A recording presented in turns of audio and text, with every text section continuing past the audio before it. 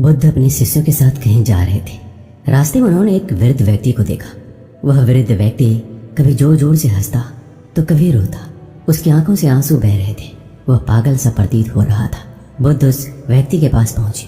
वह वृद्ध व्यक्ति बुद्ध को देखते ही उनके चरणों में गिर गया और बोला, आपकी सभी कही बातें सत्य है। मैं उन्हें समझ नहीं पाया था। मैं अब तक आपका विरोध कर रहा था, लेकिन आज मैंने जाना कि आप जो कहते हैं वो बिल्कुल सत्य होता है। बुद्ध ने उस वृद्ध व्यक्ति के आंसू पोंछे, अपनी झोली से भोजन निकाल कर दिया। वह वृद्ध व्यक्ति बहुत भूखा था।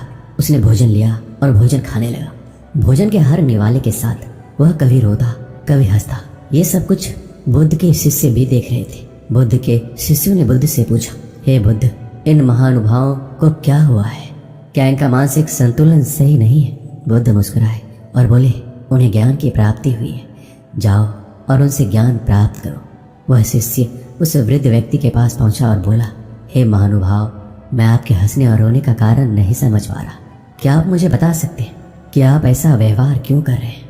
वह व्यक्ति बोला, कुछ वर्षों पहले मैं महात्मा बुद्ध से मिला। मैंने उनके उपदेश सुने, लेकिन तब तक मुझे उनके उपदेश बेकार लगते थे। मैं समझता था कि जीवन जीने के लिए उनके उपदेश उपयोगी नहीं है, अतः मैंने बुद्ध की किसी बात को नहीं माना। यहाँ तक कि मैंने लोगों के साथ मिलकर उनके विरुद्ध षड्यंत्र भी रचे ताकि लोग उनके बहकावे में ना आए। मुझे याद है बुद्ध ने अपने उपदेश में कहा था, अधिक धन संग्रह करना दुख को बढ़ावा देता है। उन्होंने कहा था कि नशा नहीं करना चाहिए, झूठ नहीं बोलना चाहिए, लेकिन यही तो मैं करता था और इसी में मुझे आनंद आता था। धन का संग्रह करना, अधिक से अधिक मदिरा पान करना, झूठ बोलकर व्यापार बढ़ाना। इसलिए बुद्ध की बातें मुझे अच्छी नहीं लगती थी, लेकिन मैं ये भी देखता था कि बुद्ध की बातें मानने वाले लोग बड़े खुश हैं। हालांकि इनके पास कुछ ज़्यादा नहीं है, लेकिन वह हमेशा खुश दिखाई देते हैं। इस कारण उन लोगों के प्रति मेरे मन में ईर्ष्या भी उत्पन्न हुई। इसी कारण मैं रो रहा हूँ कि ये बातें मुझे पहले क्यों समझ नहीं आई। आज मेरे पास समय नहीं है, मैं वृद्ध हो गया हूँ, अब ये बातें मेरे समझ में आई है। मैं हंस इसलिए रहा हूँ कि यही गलती तो सभी लोग कर रहे हैं और उन्हें भी नहीं पता कि वह गलती किए जा रहे हैं, और वह भी मेरी तरह ही अपने अंतिम समय में ये बात समझेंगे और पछताएंगे कि शायद वो पहले इन बातों को समझ जाते। मुझे याद है बुद्ध ने कहा था, जैसे हमारे विचार होते हैं वैसे ही हम बन जाते हैं। शिष्य ने कहा, आपने जो ज्ञान प्राप्त किया है आप उसे हमारे साथ साझा करेंगे, जिससे कि हम सभी की ज्ञान वृद्धि हो सके और हम भी जीवन की गहराइयों को समझ सके। वह वृद्ध व्यक्ति बोला, आप तो महात्मा बुद्ध के शिष्य हैं। बुद्ध के समान जीवन की गहराइयों को किसी ने नहीं समझा। आपको जो ज्ञान बुद्ध दे सकते हैं मैं नहीं दे सकता, लेकिन फिर भी जो मैंने समझा है मैं आपको अवश्य बताऊंगा। जीवन के अंतिम पड़ाव पर आकर मैंने ये जाना कि सभी मनुष्य एक प्रतिस्पर्धा में शामिल है। वह दौड़ रही है एक दूसरे से आगे निकलने के लिए। यह दौड़ बचपन से ही शुरू हो जाती है। जब मैं छोटा था तब मैं अपने मित्रों से आगे रहना चाहता था। मैं चाहता था कि मेरे पास उनसे ज़्यादा खिलौने हो, उनसे ज़्यादा अच्छे कपड़े हो। मेरी माँ बहुत अधिक सख्त थी। तब मेरे मन में ख्याल आ जाता था कि वह मर जाए तो मुझे स्वतंत्रता मिले, लेकिन ऐसा हुआ नहीं। तो मैं सोचने लगा कि मैं जल्दी से बड़ा हो जाऊं तो सभी बड़े लोगों की तरह मैं भी स्वतंत्र हो जाऊंगा, अपनी मर्जी से सभी खिलौने और मिठाइयाँ ले पाऊंगा। इसी तरह धीरे धीरे बचपन गुजर गया। युवा हुआ तो सभी खिलौने और मिठाइयाँ व्यर्थ लगने लगी, लेकिन दौड़ अभी भी जारी थी। अब मैं अपने मित्र से ज़्यादा धन कमाना चाहता था ताकि मैं अच्छे कपड़े पहन सकूँ, अच्छा घर बना सकूँ, उन्हें दिखा सकूँ कि मैं उनसे अधिक सम्मानित व्यक्ति हूँ। उसके लिए मैंने षड्यंत्र रची, झूठ बोला, धोखा दिया, लेकिन ये सब करते हुए मुझे कभी एहसास ही नहीं हुआ कि मैं कुछ गलत कर रहा हूँ। कुछ समय पश्चात मेरे माता पिता ने मेरा विवाह कर दिया। वह जो स्त्री मेरे जीवन में आई थी बहुत ही सुंदर थी। उसकी हर बात मुझे अच्छी लगती थी। वह हमेशा मेरा साथ देती थी। बहुत समय बीत जाने के बाद भी हमारी कोई संतान नहीं हुई। मैं हमेशा चिंतित रहता था कि मेरी कोई संतान नहीं है तो मेरे बुढ़ापे की लाठी कौन बनेगा। जब मैं अपने मित्रों के घर में उनके बच्चों को खेलते देखता तो मुझे उससे जलन होती, ईर्ष्या होती, और मैं सोचता कि काश मेरे घर में भी कोई बच्चा होता। लेकिन जल्दी ही वो समय भी आ गया। आखिरकार मेरे घर में भी एक पुत्र ने जन्म लिया। तब मैं खुश हुआ। ऐसी खुशी मुझे आज तक नहीं हुई थी। मुझे ऐसा लग रहा था जैसे सब कुछ मिल गया हो, अब कुछ नहीं चाहिए। लेकिन कुछ समय पश्चात मुझे ऐसा लगने लगा कि मेरा एक और पुत्र होता तो मेरे दोनों कंधे मजबूत हो जाते। और ईश्वर ने फिर से मेरी बात सुनी। मुझे एक बार फिर से एक पुत्र का पिता बना दिया।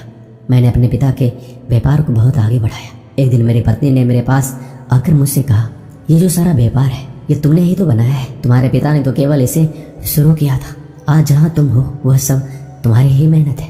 वैसे भी तुम्हारे माता पिता की उम्र हो गई है, अब उन्हें तीर्थ पर चले जाना चाहिए। उसके बाद मुझे सही लगी। मैंने अपने पिता से इस बारे में बात की, लेकिन उन्होंने मना कर दिया। उसके बाद से उनकी हर बात मुझे गलत लगने लगी। वह मुझे व्यापार में निर्णय लेने की स्वतंत्रता नहीं दे रहे थे। मुझे काम करने के लिए उनसे पूछना पड़ता था। अब मैं स्वतंत्र होना चाहता था। एक बार फिर से ईश्वर ने मेरी सुन ली। मेरे पिता बहुत बीमार हो गए। तब मुझे लगा वह जल्दी ही प्राण त्याग देंगे।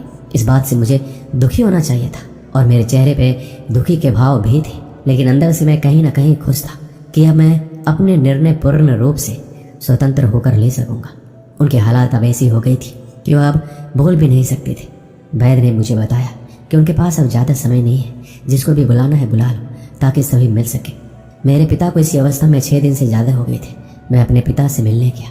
तब मेरी पत्नी भी पीछे से आई और मुझसे बोलने लगी, सभी लोग तो तुम्हारे पिता से मिलकर चले गए, ये अभी किसका इंतजार कर रहे हैं? ये मरते क्यों नहीं है? अपनी पत्नी की सभी बातें मुझे अच्छी लगती थी। वो एक अच्छी औरत थी, सही बात करती थी। उसकी कोई बात मुझे कभी गलत नहीं लगी। मुझे भी लगने लगा कि ऐसी अवस्था में पड़े रहने से अच्छा है कि वो मर जाए, ताकि उन्हें इस जीवन से मुक्ति मिले। अगले दिन जब मैं उठा और अपने पिता के कमरे में गया तो मैंने देखा कि मेरे पिता की मृत्यु हो चुकी है। मेरी माँ उनके सिरहाने बैठी रो रही है। मेरी आंखों में आंसू आ गए और मैंने निर्णय लिया कि मैं अपने पिता की अंतिम यात्रा को बहुत ही भव्य तरीके से निकालूंगा, ताकि सब देख सके मैं अपने पिता से कितना प्रेम करता था। और मैंने यही किया। मैंने अपने पिता की अंतिम यात्रा बहुत ही भव्य तरीके से निकाली। सभी लोग अचंभित थे। आज तक उन्होंने ऐसी भव्य यात्रा नहीं देखी थी और मैं अंदर ही अंदर बड़ा प्रसन्न था। खुशी से झूम रहा था कि लोग मेरी प्रशंसा कर रहे हैं, लेकिन चेहरे पर दुख के भाव दिखानी पड़ रही थी। इसके बाद पूरे व्यापार पर मेरा एक अधिकार हो गया। सभी निर्णय मैं लेता था। मैंने बहुत सारा धन इकट्ठा कर लिया। इसके लिए मैंने हर तरकीब लगाई। वो हर कार्य किया जो धन कमाने के लिए किया जा सकता था। धन की हवस बढ़ती जा रही थी। मैं ज़्यादा से ज़्यादा धन इकट्ठा कर लेना चाहता था। मैं अपने नगर का सर्वश्रेष्ठ और धनी व्यापारी बन गया। धीरे धीरे मेरे दोनों पुत्र युवा हो गए और मैं बुढ़ापे की तरफ चल निकला, लेकिन दौड़ अभी भी जारी थी। मैंने अपने दोनों पुत्रों का विवाह बड़े व्यापारियों की पुत्री से किया, ताकि मेरे व्यापार को बड़े से बड़ा लाभ मिल सके। धीरे धीरे मेरी उम्र बढ़ती चली गई और बुढ़ापा आता चला गया। एक दिन मेरी पत्नी भी मुझे छोड़कर चली गई। तब पहली बार मुझे किसी के जाने का एहसास हुआ। जीवन में खालीपन सा आ गया। मैंने पहली बार बुद्ध के बारे में सुना और चुपचाप बुद्ध के उपदेश सुनने के लिए आश्रम जा पहुंचा। लेकिन बुद्ध के उपदेश मेरे विचारों के बिल्कुल विपरीत थे। वह मुझे पसंद नहीं आए। वहाँ ऐसे बहुत से लोग थे जो बुद्ध के विचारों से सहमत नहीं थे। सभी लोग मुझे अपने शुभचिंतक लगे। उनके और मेरे विचार एक जैसे थे। कुछ समय पश्चात मैं बीमार पड़ गया। धीरे धीरे मेरी बीमारी बढ़ती चली गई। मैंने बिस्तर पकड़ लिया। अपने इलाज मैंने बड़े से बड़े वैद्य से कराया, लेकिन कोई फायदा नहीं हुआ। और एक दिन मेरा बड़ा पुत्र